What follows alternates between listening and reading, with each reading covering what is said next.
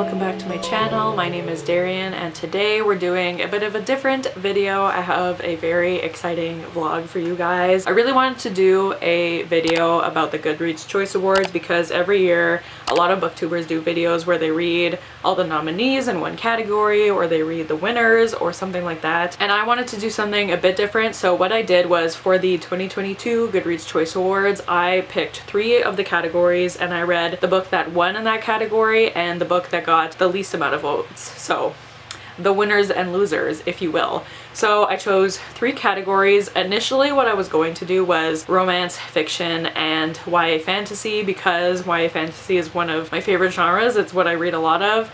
But the book that got the least amount of votes in that category was Violet Made of Thorns, and I DNF'd that book at like 70 pages, or not even, at like 90 pages, okay? I tried. And the book that won was Gallant, and I just have not been in the mood to read Gallant for whatever reason. So we switched that out, and the categories that I did end up reading, because spoiler alert, I've already read all these books when I'm filming this, but it's fine.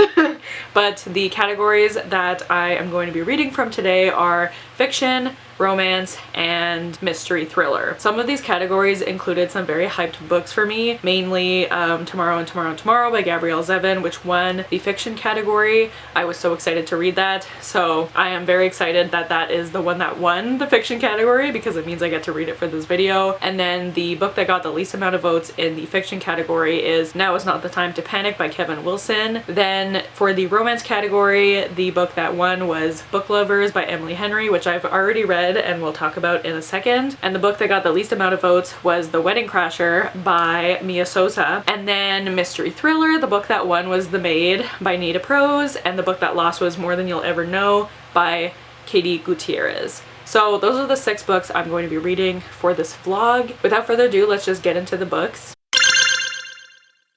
So like I mentioned, the first book that I had already read before going into this video was Book Lovers by Emily Henry, so I'm just going to talk a bit about it now before you see my thoughts on The Wedding Crasher. I read this back in the summer, and if you saw my favorite books of the year video, you'll know that this was one of my favorite books of 2022. I think it was in my number 4 spot, tied with Beach Read. I adore this book so much. This was the first Emily Henry book that I read, and I just fell in love with her writing right away. This book follows these 2 characters, Nora and Charlie. Yes, Nora is a literary agent and Charlie is an editor, and they kind of, when they first meet, they kind of get off on the wrong foot. Nora is not like a huge fan of Charlie, but then she ends up having to work with him and essentially running into him in his own hometown when she and her sister go off on this vacation to the small hometown, and then they spend more time together, blah blah blah. You know where this is going. So I gave this book 5 stars, and it's gonna be really hard for any romance book to beat this book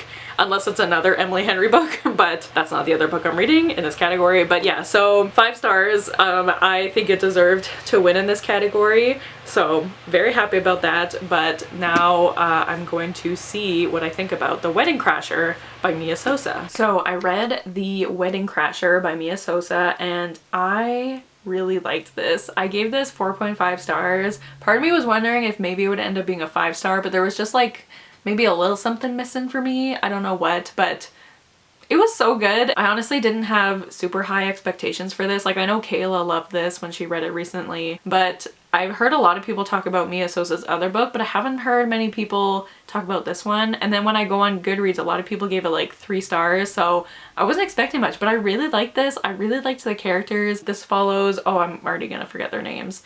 What's the main girl's name?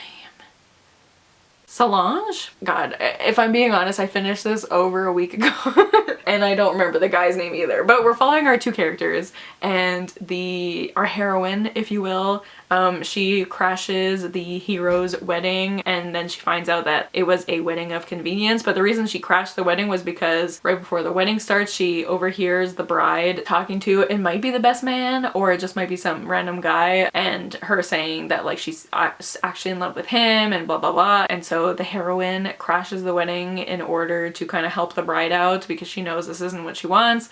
but she doesn't know that it was supposed to be a marriage of convenience anyways. But then her and the guy who was supposed to get married, they kind of strike up this friendship and this deal, and she agrees to pretend to be his girlfriend because of stuff with his work, and then he ends up pretending to be her boyfriend also for stuff with her family. So there's fake dating, and it's just so, it was so cute. And like this whole situation is very far-fetched, but like I was so fine suspending my disbelief for this book. It was just so much fun. Like the characters were really likable. The third act conflict was not annoying. It was very realistic to me. I mean, the reason there was a third act conflict was realistic, not like the whole plot. Because that wasn't so much realistic. But yeah, I just had a great time, and I really want more people to read this book. And comparing it to Book Lovers, it's kind of hard to compare the two, but Book Lovers was one of my favorite books of last year, and I gave it 5 stars. So I do like Book Lovers a bit more than this, but honestly, like, I really like this, and I'm kind of sad that this is the one that got the least amount of votes, because I can guarantee you this deserved more votes than any Colleen Hoover book, but c'est la vie. But yeah, I really liked this. I thought it was just a lot of fun, and there was a lot of like smutty scenes in this, and they didn't bother me. So that's a win for me, in my opinion. But yeah, I really enjoyed this, and I'm really happy I read it. Alright, so I have finished the first book for this video, which was Now Is Not the Time to Panic by Kevin Wilson, which was the loser in the fiction category. I feel kind of weird calling it a loser because the fact that it was nominated is obviously a feat in itself. So the book that got the lowest amount of votes among all the nominees. Does that sound better? I don't know. But the point is, I finished this book. It did not take me long to read at all. It is only like a little over 200 pages, I think. I listened to the audiobook. It took me 2 days to read. I could have easily read it in 1 day, but I just didn't, I guess. But anyways, this book is kind of hard to describe since it is so short, but a very basic plot synopsis is that you're following these 2 teenagers, Frankie and Zeke, I think. And they meet one summer and they quickly become friends, and they both realize that they're artists. Frankie is a writer and Zeke is an artist. He draws, a drawer if you will, and they are overcome with this urge to like create this piece of art that's really gonna have an impact. And so it's really Zeke's idea that, and he kind of like pressures Frankie into doing it, and he's saying like he wants her to write something on a piece of paper and he will draw around it, and they're gonna make a bunch of photocopies and post them all over town, and it's gonna be anonymous, and everyone's gonna wonder like what this piece of art is, and they will always know that they're the ones who created it. And so Frankie comes up with this phrase that honestly doesn't really make much sense, but it sounds very deep. And she writes it down, and Zeke draws something to go along with this phrase. They make like hundreds of photocopies, they post it all over town. People start to wonder what these drawings are, and so of course they keep making them because they kind of become like obsessed with the fact that they've made this piece of art and that people are seeing it and that they have no idea that it's them who made it. And of course, as there always is, there are some consequences to this. And honestly, I didn't know what to expect with this book because it has a pretty low rating on Goodreads, and also a lot of the reviews I saw on Goodreads compared it to Kevin Wilson's other book, which I think is called Nothing to See Here. I haven't read that other book, so I have no, like, this is the first Kevin Wilson book I've ever read, but a lot of people seem disappointed because they loved his other book so much and this one was just okay to them. So maybe that would have affected my opinion on this book if I had read his other book first. But since this is the first one I read from him, I ended up really enjoying this. I thought it was a really interesting story. It is really about, well, art, I think, is the main thing, and artists, and how art can kind of consume your whole life. And it's also just about like the relationship between these 2 people, because they're not exactly platonic, but I wouldn't say they're romantic either. They have this very interesting relationship with each other. And I think it's also just about how 2 people can go through the exact same experience but experience it differently, which I thought was really interesting. So honestly, I thought this was really interesting overall. I will say trigger warnings for self-harm and attempted suicide in this book, but it was a quick read and I wasn't bored at all. So I gave it 4 stars. I don't know like how well it will stick with me. It also, at the end of the book, there was an author's note and he explained that this was a very personal book for him to write, and I honestly really felt that while reading it. So yeah, I don't know, like, do I necessarily recommend it? I guess. I think if you like literary fiction, then you would probably like this book, but if you don't read a lot of literary fiction, maybe you wouldn't. Like, I can see people reading this and thinking there's no point to it. I like literary fiction for the most part, and I don't know, I just had a good time listening to it, so I liked it. I gave it 4 stars. Did I say that already? I have no idea how I'm gonna compare it to Tomorrow and Tomorrow and Tomorrow. I have a feeling they're gonna be very different books, but as of right now, I mean, do I think it deserved to lose the Goodreads Choice Awards? I don't know. I don't know. I thought it was fine. I thought it was good. I thought it was well written, and I'm interested to read more from Kevin Wilson, and so I will, probably. I really want to read Nothing to See Here. I really don't have much to say about it, honestly, but I did like it, so it was good. We'll see how the next one goes. I don't know. Apologies for my appearance right now. I kept forgetting to film this update, and then I finally remembered today, and I was like, if I don't do this now, I don't know when I will, so you're getting freshly clean Darian today. But I have read Tomorrow and Tomorrow and Tomorrow by Gabrielle Zevin. I mean, what is there to say about this book? So obviously this book won Best Fiction in the Goodreads Choice Awards, and honestly, I think it deserves all the hype that it gets. This is so far my favorite book that I've read in 2023. I would honestly be surprised if this doesn't end up in my favorite books of the year list at the end of this year. We'll see. But I, if you couldn't tell, absolutely loved this book. If you don't know, this follows these 2 people who they strike a friendship when they're fairly young, and they bond over their love of video games, and then they are kind of separated for a few years, but then they find each other again and decide to make video games together, and you're just following their life. It jumps around in time, so you know, like at the beginning basically, that they end up becoming these very famous video game creators, designers, I don't know the proper terminology. And so you kind of go back and forth to the present day where they're kind of like giving interviews about their career, but also going back in time and seeing their journey to get this fame and to make the games that made them famous, obviously, and their relationship with each other, their relationship with one of the guys that helps them out a lot that they work with, their relationships with other people. I mean, it's very much a character-driven story in my opinion, and I just loved it so much. I thought it was written so well. Honestly, while I was reading it, I was reminded a lot of reading Daisy Jones, because obviously the plot is not the same at all. Both books follow these people and like their rise to fame, I guess, and it very much focuses on like their craft and how they got to where they are, and also their relationship with each other. And we all know I love Daisy Jones, and I reread it recently, and like that kind of further proved how much these books are alike in my opinion. But yeah, I just loved this so much. I've seen people talking about how this book is fairly slow until like a certain point in the book, and then this big thing happens.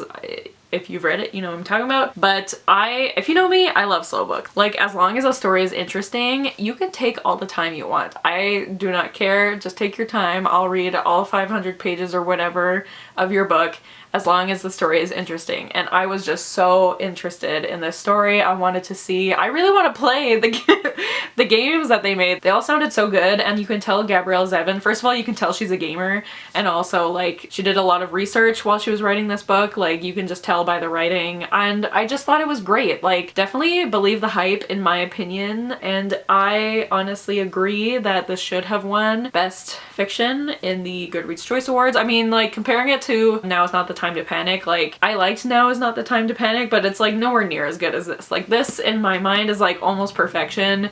Why can't I say that title? Now Is Not the Time to Panic is more like, yeah, it was good, but like I haven't thought about that book since I read it, and this, at this point, I finished this book like maybe 2 weeks ago, and I still think about it a lot. And every time I see someone bring it up, I'm like, you want to talk about Tomorrow and Tomorrow and Tomorrow? Like, I'll talk about it with you. Like, it's one of those books. So I definitely highly recommend, and I'm so happy that I read it for this video. I just loved it, and I really want to reread it one day. I'm kind of sad I didn't tab it, so I think I'll definitely do that whenever I reread it. I thought it was great. I thought it was emotional, you really cared about the characters. Also, I've seen people describe this as a romance. This is not a romance. I mean, there's romantic elements, I guess, in the book, but this is not a romance. So don't go into this expecting this like big romance between the two main characters.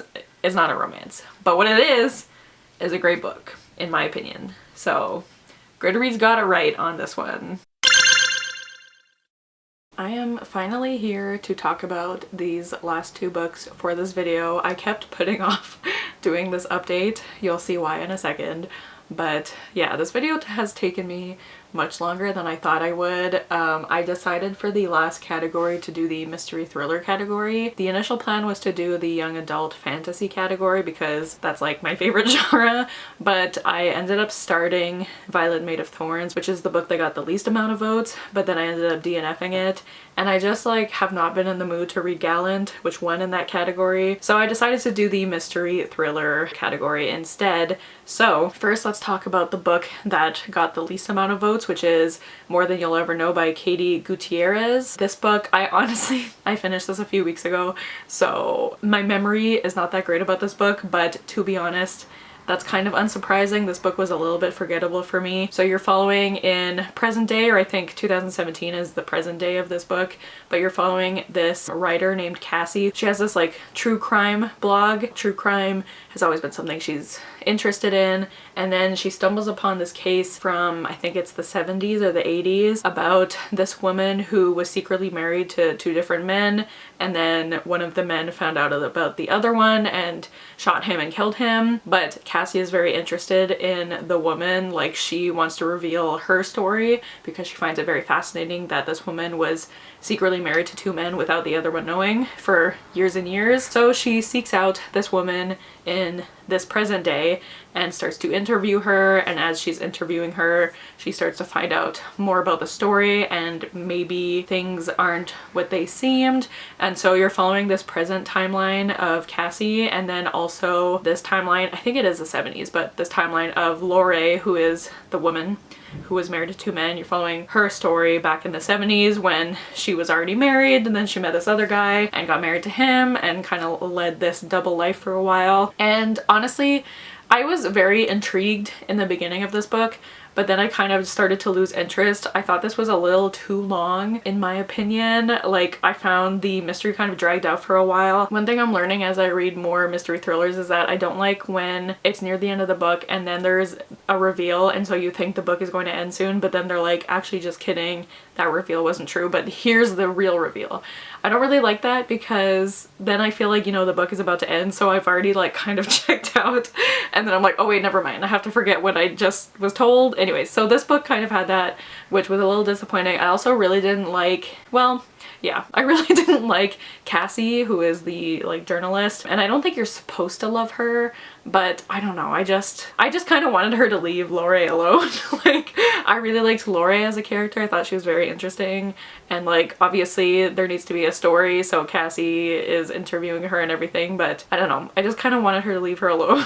And yeah, there was also some other stuff you find out about like Cassie and her past, and it was all just very fine to me. Like, I didn't actively dislike it, but I don't know, I didn't love it. So I think I gave this 2.5 stars. Like, as you can tell, a lot of this book has kind of left my mind a bit. I finished it a few weeks ago, like I said, and nothing about it really stuck with me. This was just very fine for me, but not as bad as the book I read after that. So the book that won in this category was The Maid by Nita Prose. I'm sure we all know this book by now. I mean, it won this category, and it is a book that I heard about basically nonstop last year. I would definitely not call this a thriller. Like, this is a mystery, but is it a mystery? That's debatable. So if you haven't seen my review on Goodreads yet, I am here to tell you that I despised this book. I hated it. It is, honestly, I'll be really surprised if it's not my worst book of this year. I know it's still early, but I can't see myself actively disliking a book as much as I hated this one. So let's talk about what this book is about. You're following our main character named Molly, who is a maid at this hotel, and I've heard people talk about the representation in this book, and everyone has said that Molly is heavily coded as autistic. It's never explicitly stated in the book that she is autistic or neurodivergent, but after reading this book, like, she's autistic. Like, even though it's never explicitly stated she is autistic, I think it should have been explicitly stated, but that's fine. And before I talk about the representation in this book, I have no idea if this is an own voices story, so maybe Nita Prose wrote this character with herself in mind, and you know, that's fine if that's what happened.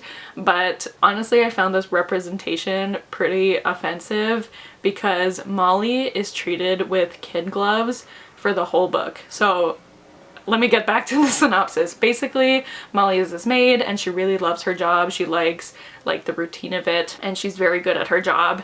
And one day she goes into this room at her hotel to clean it, and she finds a guy in his bed and he is dead. That rhymed. She finds a dead body in one of the rooms she's going to clean, and so this whole mystery happens because at first they're like, oh, he probably died of natural causes, but then they're like, did he? And then Molly becomes a suspect because she's the one who found him, and then there's this whole like scandal at the hotel. We're trying to figure out who actually killed this guy, or did he even die? Was he even murdered? We don't know. Who cares? So we're following its first person perspective in Molly's head, and since she is autistic, she is an unreliable narrator because I understand some people with autism have trouble understanding social cues, and something could be happening and they will not understand what is going on, or they will take everything literally, so they will not like understand the subtext of what is going on sometimes. And that's valid, like that happens and I understand. But Molly, I found that this book was painting this picture that autistic people are just stupid, and that if something is happening right in front of them, they're not going to understand what's going on because she's autistic, and why would she understand what's going on? Like, I really, oh my god, it made me so angry because autistic people are not stupid.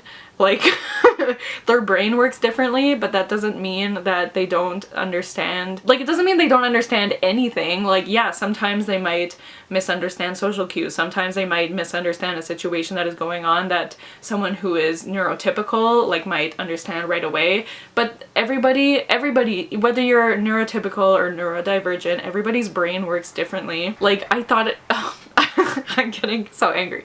This is why it took so long to make this update, because I just didn't want to talk about this book because it made me so angry. I found it so irresponsible to have a main character in a mystery.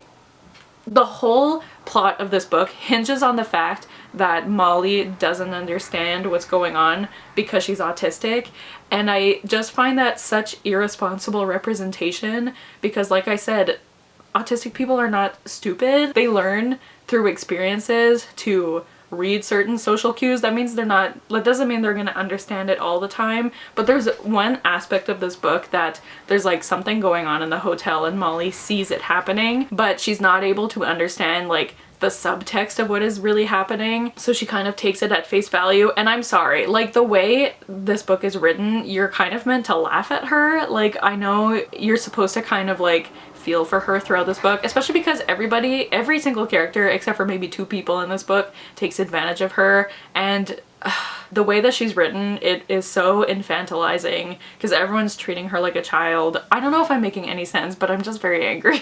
But yeah, so there's a situation that Molly stumbles upon, and as the reader, you understand what's happening because it is so obvious, but Molly is just like, oh my god, wow, what a great person that this guy is doing this. I don't want to spoil anything. And you're just like, obviously that's not what's happening. Like, even if she doesn't understand exactly what's going on, she could still understand that something suspicious is going on. Like, this book just treated her like she was stupid, and she's not. It just made me so angry because autistic people are not stupid.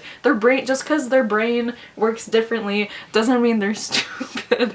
I don't know if Nita Prose is autistic. I don't know if she's neurodivergent, but it just felt like as I was reading this book, Nita Prose was like, I'm gonna write a mystery with an autistic main character, and the reader will read through her, and it's gonna be so clever because the reader will know what's going on, but the main character, she'll have no idea what's going on. Because why would she know what's going on? Because she's autistic. Like, why would you have a plot, a whole plot hinge on someone's disability? That just seems so offensive to me, and I didn't like it. And I don't understand how so many people read this book and liked it. And like, also, if you read this book and you are neurodivergent and you thought the rep was good, I'm not gonna tell you that you're wrong. But for me personally, I just really was bothered by the rep in this book. It made me so angry, and I could have DNF'd it, but I felt like I needed to see it to the end just so I could talk about it properly. Speaking of the ending was so stupid. Not only was this a bad book, but it was also a bad mystery in general. Like, once you get to the reveal at the very end of this book, it comes out of nowhere. There are no hints whatsoever throughout the book that could have possibly had the reader guess that this is how it would have ended, you know? Like, it made absolutely no sense. Also, like, there was so many parts of this book that just really bothered me. I feel like I could go on and on and on about this book. I feel like I've already spoken too much about it, but it just made me so angry. So I gave it 1 star because I just hated it. I hated how Molly was infantilized. I hated how it's written in a way that as the reader you're kind of meant to laugh at her and like to laugh at how stupid she is, basically, because she's written as an unintelligent character. I just found it so irresponsible that this book just paints autistic people as having no idea what's going on at all times, and like, of course they wouldn't be able to like solve something that's going on because, you know, they're autistic. Like, it just felt like the author just took the very basic definition that she knows about what an autistic person is and just wrote it into the book and emphasized the qualities that make a person autistic and make their brain work differently, and had this whole plot hinge around that. And anyways, I'm so mad. I'm so mad at this book. I'm so mad that it won. I'm so mad that I read this book. Like, More Than You'll Ever Know was not a great book. I thought it was fine. I'm never gonna think about it again, but this book was just actively bad. Also, the writing itself was just bad. So I need to calm down now. But yeah, as you can probably tell, I do not agree with the winner in this category. I'm so upset about it. Like, for me, this book, as you can tell, deeply upset me. So I wanted to talk about it in case you are watching this and you are neurodivergent or autistic. I would personally recommend staying away from this book, but obviously it's up to you. And like I said, if you are neurodivergent and you read this book and you thought the rep was great, I'm really happy that it connected with you. But for me personally, I just had a lot of problems with it. And yeah, so that's my rant on The Maid, and that was the last book I read for this video. So let's go to outro Darian to close this whole video off. Okay, so what an end to the video. I read one of my least favorite books that I've ever read, but it's fine. So what did this video teach me? Honestly, who knows? I mean, obviously some books that are hyped deserve the hype, like Tomorrow and Tomorrow and Tomorrow, in my opinion. Some books do not deserve that hype, like The Maid. And then I found some hidden gems in this video. I loved The Wedding Crasher by Mia Sosa. I definitely want to read more of her books. I really liked Now Is Not the Time to Panic by Kevin Wilson. I don't know if I would have picked those books up if it were not for this video. So I'm really happy that I read those books. More Than You'll Ever Know, I don't regret reading it. It didn't necessarily work for me, but I definitely liked it more than The Maid, that's for sure. So I appreciated that book. So yeah, so I would say overall this video was a success. I found both my favorite and least favorite books of the year so far in this video. We'll see where they stay on my list, but The Maid is definitely gonna be my least favorite books of the year, like, let's be honest. So yeah, I would definitely be interested in doing this video again next year. And I mean, we all know Goodreads Choice Awards is a popularity contest, so it makes sense that some of these books won and some of them got the least amount of votes because they just didn't gain enough traction. But hopefully you guys got some recommendations from me today. I hope you guys will pick up The Wedding Crasher and Now Is Not the Time to Panic because I really enjoyed them. But yeah, so that's it for this video. Let me know if you want to see any other videos like this because I haven't done like a themed reading vlog in a long time, and I really enjoyed it. So yeah, thank you guys so much for watching. If you stayed till the end, leave like the trophy emoji because of the Goodreads Choice Awards, you know, makes sense. So yeah, thank you guys so much for watching. Don't forget to like, comment, and subscribe, and I'll see you guys soon with another video soon. Bye!